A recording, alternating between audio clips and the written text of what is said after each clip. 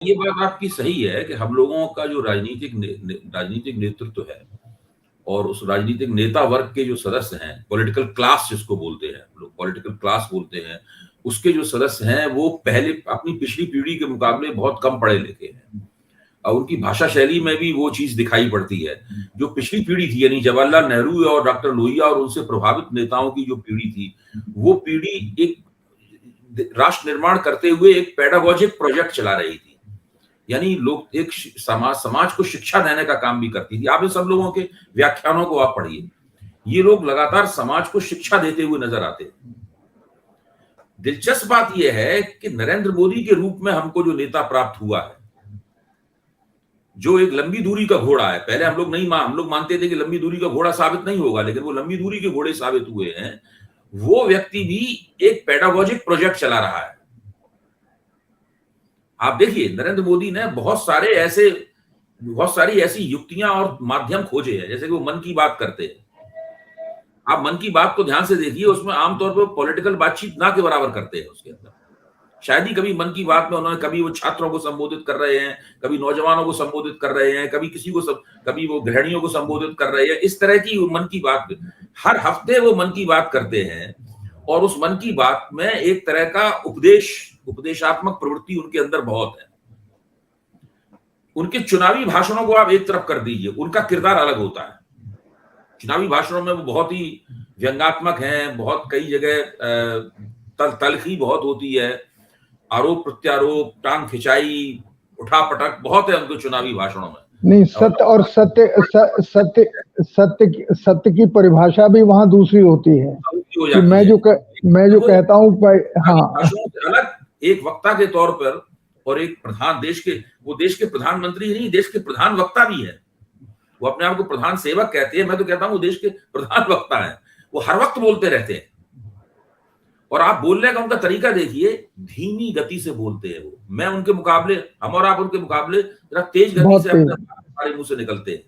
वो बहुत धीमी गति से बोलते हैं, रुक रुक के एक एक लफ्ज पे जोर दे के बोलते हैं। उनकी वाक्य रचना जो है ना, वो बिल्कुल व्याकरण सम्मत होती है मोटे तौर पर। कभी भी वाक्य रचना में ज्यादा गड़बड़ी नहीं होती है नरेंद्र मोदी की।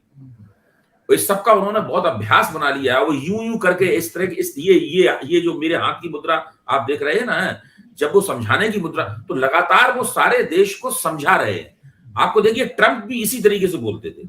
आप डोनाल्ड ट्रंप को देखिए, इसी तरीके से बोलते थे। नरेंद्र मोदी डोनाल्ड ट्रंप से ज्यादा कुशाग्र है, वो ज्यादा बुद्धिमान है। वो एर्डोगन से ज्यादा बुद्धिमान और कुशाग्र है। मैं ये मानता हूं वो चीन के नेता शी जिनपिंग से भी ज्यादा बुद्धिमान और कुशाग्र है। उनके पास, क्योंकि वो जिस राजनीतिक प्रक्रिया के जरिए अपना दबदबा कायम कर रहे हैं, वो राजनीतिक प्रक्रिया उन देशों में उस तरीके से उपलब्ध नहीं है।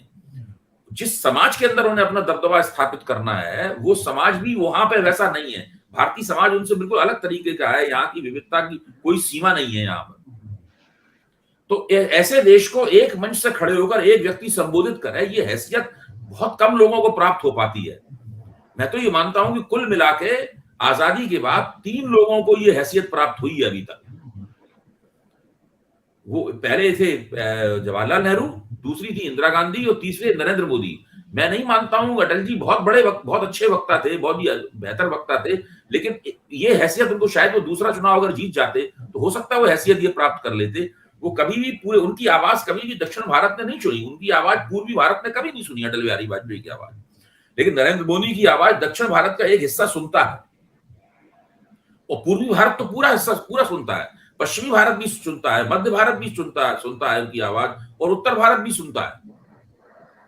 तो ये जो हैसियत उन्होंने प्राप्त कर ली है, इस हैसियत को उन्होंने कैसे प्राप्त किया, इसके लिए क्या क्या युक्तियां उन्होंने इस्तेमाल की, कौन कौन सी युक्तियां राजनीतिक युक्तियां थी, कौन कौन सी युक्तियां गैर राजनीतिक युक्तियां थी, कौन कौन सी युक्तियां सांस्कृतिक युक्तियां थी, इन सब बातों का अध्ययन अभी तक हुआ नहीं है। ये एक बहुत बड़ा एजेंडा है, जिस एजेंडे, और ये एक केवल समाजशास्त्री नहीं काम कर सकते हैं। ये इसमें आपके जैसे आपने वीपी सिंह के और चंद्रशेखर और सोनिया गांधी के जमाने का जो अध्ययन किया है, इस तरह के हमें नरेंद्र मोदी के जमाने के बहुत सारे अध्ययन चाहिए। और उन अध्ययनों में बाद में सोशल साइंस की जो भी थियरीज हमारे, जो भी सिद्धांत हमारे पास उपलब्ध हैं, जरा उनका इस्तेमाल करके उसमें और चीजों की खोजबीन करनी पड़ेगी। तो ये सब बहुत पढ़ने लिखने वाले लोगों के लिए, हम लोग तो पॉलिटिक्स के उस तरह के अभ्यास करता है नहीं, उस तरह के प्रैक्टिशनर हम लोग नहीं है। हम तो हाथ भर दूर बैठे हुए हैं, हम लोग हाथ भर दूर से उसका अध्ययन करते हैं। तो ये जो नरेंद्र मोदी ने किया है, ये उनके पूरे शासनकाल को और प्रकारांतर से भारत के लोकतंत्र को बिल्कुल अलग कर देता है। वो लोक लुभावन नेता है, ये सही बात है, लेकिन वो वैसे लोक लुभावन नहीं है ऐसे दूसरे देशों में पाए जाते हैं। वो एक मजबूत नेता है, ये सही बात है, लेकिन वो अपनी मजबूती कहां से डिराइव करते हैं, मतलब कहां से उनकी मजबूती प्राप्त होती है। मतलब भाजपा एक पार्टी के, भाजपा का देखिए अभी स्थापना दिवस हो चुका है, लेकिन एक पार्टी के तौर पर भारतीय जनता पार्टी कैसे इतनी बड़ी पार्टी बनी, कैसे लगातार उसकी सीमाओं का विस्तार होता गया, कैसे अपने विचारधारात्मक वर्ग को सुरक्षित रखते हुए भी उन्होंने बाहर से अपने विचारधारा से असहमत या उसके प्रति उदासीन बहुत सारी राजनीतिक शक्तियों को अपने अंदर समा लिया, उनको सही जगह मुकाम भी दिया, किसी को बहुत बड़े फ्रीजर में डाल दिया, वो वहां पड़ा हुआ ठंडा हो रहा है, किसी को गर्म तवे पर रख दिया और किसी को आगे मोर्चे पे भेजा, किसी को पीछे खींच लिया। ये सब जो भारतीय जनता पार्टी में होता है, और उसके पीछे कुछ ना कुछ राजनीतिक कुशलता का एक पैटर्न है उसके पीछे।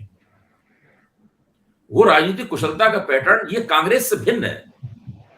कांग्रेस में इस तरीके से नहीं होता था जैसा इसके अंदर होता है। कांग्रेस का खूब अध्ययन हुआ है, कांग्रेस के बारे में हम लोग भीतर से बाहर तक तमाम बातें जानते हैं। भाजपा के बारे में हम आमतौर पर मुगालते में रहते हैं, ज्यादा बातें जानते नहीं है उसके बारे में।